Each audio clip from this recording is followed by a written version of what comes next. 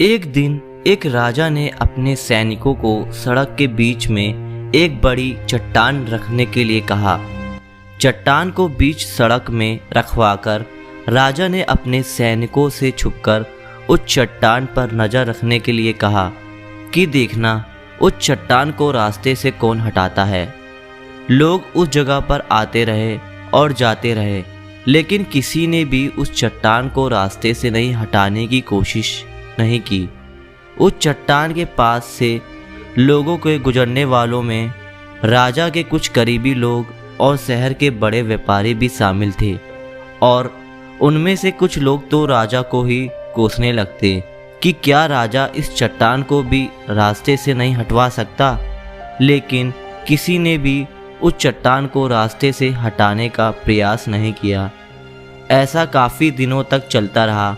एक दिन एक किसान अपनी सब्जियों के साथ उधर से गुजर रहा था। उसने चट्टान को रास्ते में पड़े देखा और सोचा कि सबको इस चट्टान की वजह से कितनी तकलीफ़ हो रही है। उसने अपनी मजबूत लाठी से उस चट्टान को एक तरफ ढकेलने की कोशिश शुरू कर दी। काफ़ी कोशिश के बाद वह उस सड़क से हटाने में कामयाब हो गया। चट्टान रास्ते से हटाने के बाद किसान अपनी सब्जियों को उठाकर जाने ही वाला था कि अचानक उसकी नज़र एक पोटली पर गई जो ठीक उसी जगह पड़ी थी जहां से उसने वह चट्टान हटाई थी।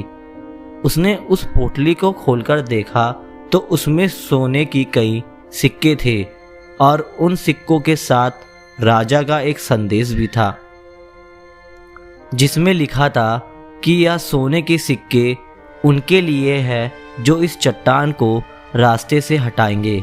दोस्तों, बिल्कुल ठीक इसी तरह हम सबकी लाइफ में भी कई परेशानियां आती हैं।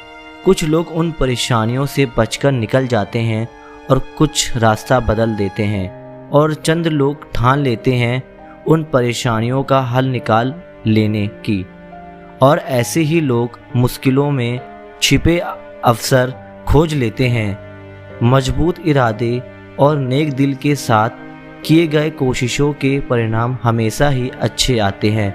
इसीलिए जीवन की परेशानियों से घबराओ मत, बल्कि उन परेशानियों को हल करने की कोशिश करते हुए जीवन सफल में आगे बढ़ते रहो।